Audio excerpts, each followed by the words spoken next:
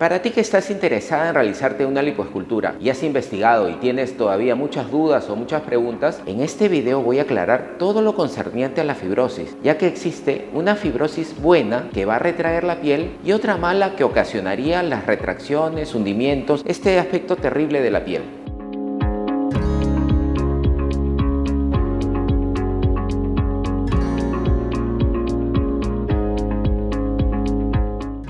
Antes de hablar de la fibrosis, vamos a aclarar qué cosa es el tejido graso, aquella grasa subcutánea donde vamos a realizar la liposucción.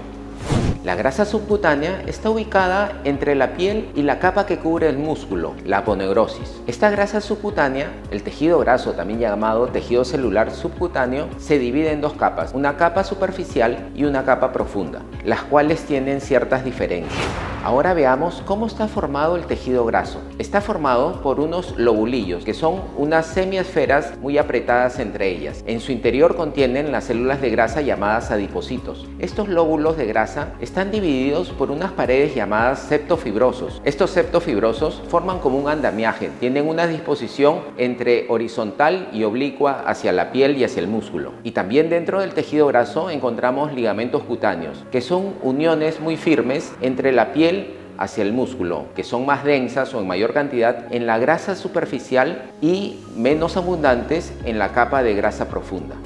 Otro componente importante del tejido graso es la circulación linfática. Estos vasos linfáticos actúan como el drenaje. Se encuentran ubicados en el tejido graso y en la capa profunda de la piel, en la dermis reticular. Tienen una función de captar el líquido que se encuentra en exceso entre las zonas de grasa y las lleva hacia la circulación linfática y de allí a la circulación sanguínea. Y esta circulación sanguínea en el tejido de la grasa puede ser superficial, lo que se llama el plexo subcutáneo, o también viene de vasos sanguíneos perforantes que atraviesan el músculo, la aponeurosis y llegan a la grasa. Ahora que conocemos cómo está formado el tejido graso y la importancia de la circulación linfática y de la sanguínea para mantener una piel intacta, vamos a hablar de cómo es la liposucción.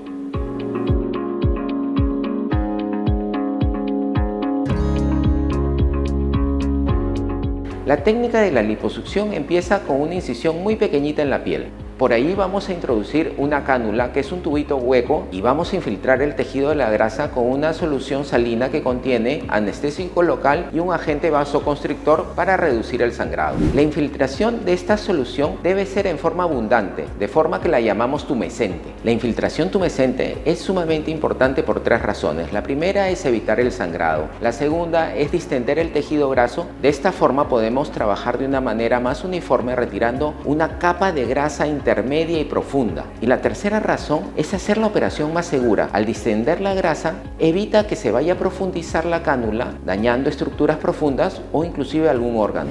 Vamos a ver cómo quedaría el tejido graso una vez terminada la liposucción.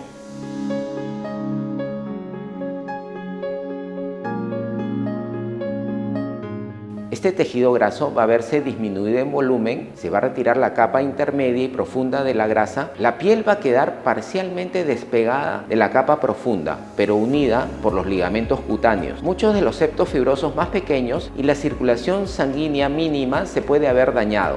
Y en estos espacios donde se retiró la grasa puede haber pequeña cantidad de grasa y sobre todo de líquido de plasma. Este líquido de plasma es rico en proteínas, en la albúmina, en el fibrinógeno. También el tejido graso va a contener mucha de la cantidad de líquido tumescente que hemos infiltrado. Pero tenemos que resaltar que la circulación sanguínea superficial de la piel no se debe dañar, ni la circulación de los vasos perforantes. Hay que evitar realizar una liposucción muy superficial para no dañar la piel. El procedimiento de la liposucción alrededor del contorno corporal se llama lipoescultura. Es importante aclarar que esta operación es bastante laboriosa, trabajosa, toma algunas horas realizarla, entre 4 a 5 horas, para que el retiro de la grasa sea homogéneo, parejo, uniforme. Operaciones de menor duración, entre 1 hora u hora y media, no podrían considerarse lipoesculturas. Serían liposucciones parciales o incompletas y no darían los resultados beneficiosos esperados. Ahora te voy a explicar cómo se produciría la fibrosis después de una liposucción o de una lipoescultura.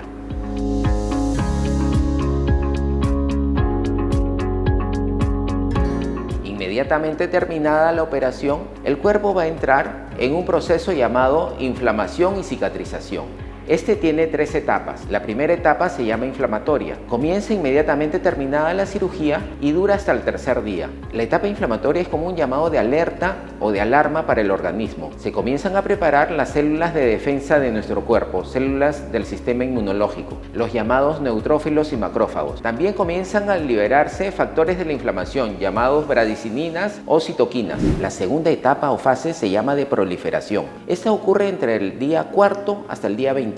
En esta etapa, las células del sistema inmunológico, sobre todo los macrófagos, van a producir sustancias llamadas factores de crecimiento. Estas estimulan a las células llamadas fibroblastos para que produzcan un tejido de reparación llamado colágeno. También se producen factores de crecimiento para los vasos sanguíneos. Estos van a restablecer la circulación sanguínea llamada neovascularización. Finalmente, algunos fibroblastos se van a estimular de una manera mayor llamándose miofibroblastos. Estos tienen una capacidad de producir mayor cantidad de colágeno tipo 3. Cabe resaltar que si en esta etapa que se llama de proliferación hay mayor cantidad de edema, es de líquido de plasma o de restos de sangre en el tejido de grasa que se ha liposuccionado, la inflamación va a ser mayor y la formación de colágeno también, pero este podría ser de una manera desorganizada, irregular. Finalmente ocurre la tercera etapa o fase, llamada de remodelación o maduración. Esta empezaría a partir de la tercera semana y se podría extender hasta el tercer mes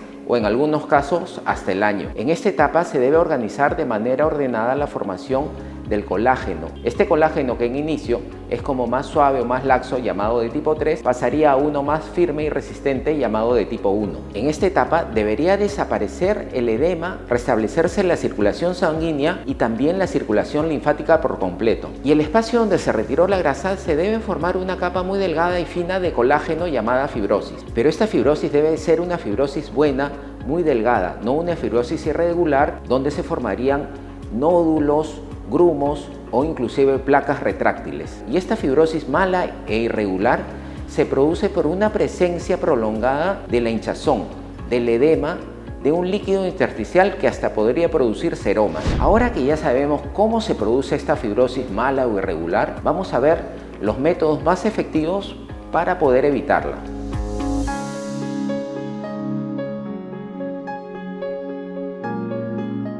La primera manera de evitar una fibrosis irregular es que la operación de la liposucción o la lipoescultura se haya realizado con una técnica impecable, que el retiro de la grasa sea uniforme y parejo. Y esto va a depender exclusivamente de la experiencia del cirujano y es independiente de que se utilice o no tecnologías nuevas como el ultrasonido o la radiofrecuencia. La segunda forma de evitar la fibrosis irregular es seguir una serie de indicaciones que empieza por el reposo posoperatorio. Este reposo debe empezar por una noche de hospitalización luego de la cirugía. Ninguna operación de lipoescultura debe ser ambulatoria. El reposo absoluto va a ser por 2 días y luego un reposo relativo sin hacer mayores actividades durante 1 a 2 semanas. La duración del reposo va a depender sobre todo de la cantidad de grasa que se le retiró en la liposucción y si se realizó lipotransferencia en los glúteos. Si se hizo el aumento de los glúteos con grasa, la paciente debería guardar un mayor reposo. La segunda recomendación es la toma de analgésicos antiinflamatorios y estos deben tomarse por 5 a 7 días. La tercera recomendación,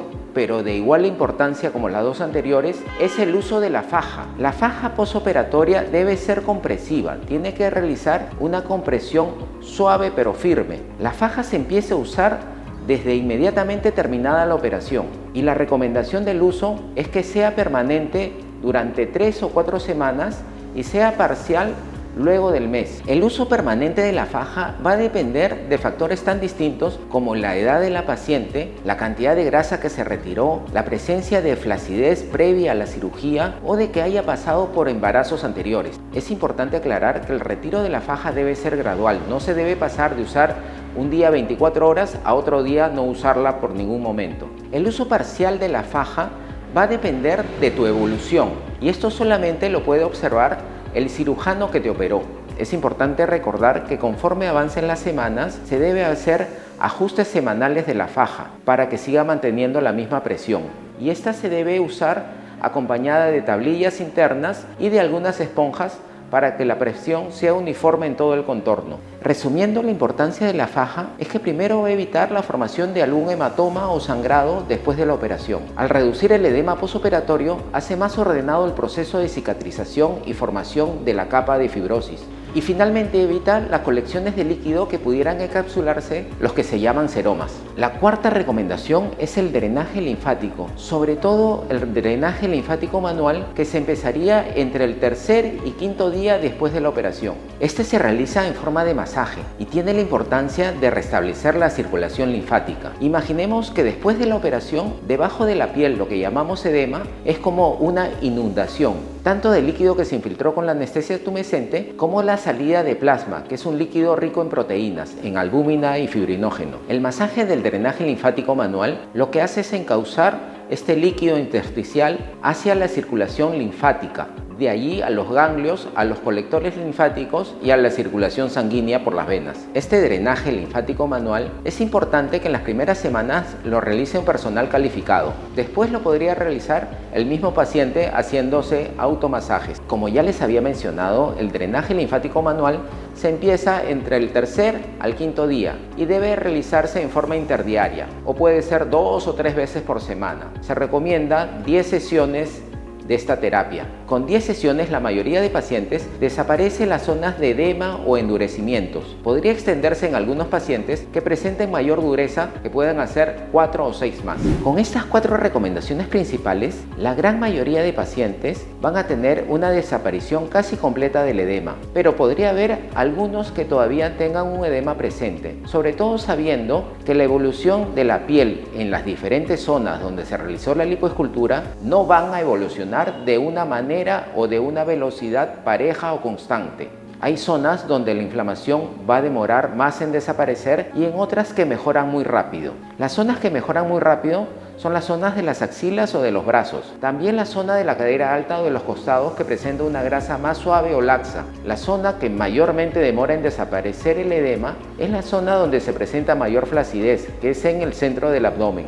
A estos pacientes que presenten edema después de un mes de evolución, podríamos darle otras recomendaciones, como son el uso de la carboxiterapia. La carboxiterapia es infiltrar en forma subcutánea con unas agujas muy finas CO2 medicinal. Este va a tener 2 funciones. La primera es aumentar la cantidad de oxígeno en la zona donde se infiltra. El CO2 va a producir una acidosis en la zona del edema. Esta acidosis va a llamar a una mayor liberación de oxígeno por los vasos sanguíneos. Y la segunda función de la carboxiterapia es distender o romper la zona donde se estaría formando una fibrosis irregular. La segunda recomendación muy útil es el uso de la radiofrecuencia externa. Este calor que se aplica en forma subdérmica va a producir una vasodilatación, una mayor llegada de oxígeno y esto ordenaría la formación de fibrosis. El uso de otras terapias, por ejemplo, la infiltración de enzimas fibrinolíticas, las colagenasas, en mi opinión se encuentran en etapas experimentales. Su uso es demasiado costoso y en la actualidad no tenemos alguna que sea aprobado por la DIGEMIT. En conclusión, con toda la información que te he dado para evitar la terrible fibrosis, las irregularidades en la piel, lo que tenemos que hacer es primero una técnica de operación correcta, un retiro de la grasa de forma uniforme y pareja. En segundo lugar, seguir recomendaciones como el reposo, el uso de analgésicos y antiinflamatorios, el uso de la faja compresiva posoperatoria, el drenaje linfático manual y finalmente algunos tratamientos que sí ayudan como son la carboxiterapia y la radiofrecuencia externa. Con todas estas recomendaciones te aseguro que el resultado de tu lipoescultura va a ser espectacular.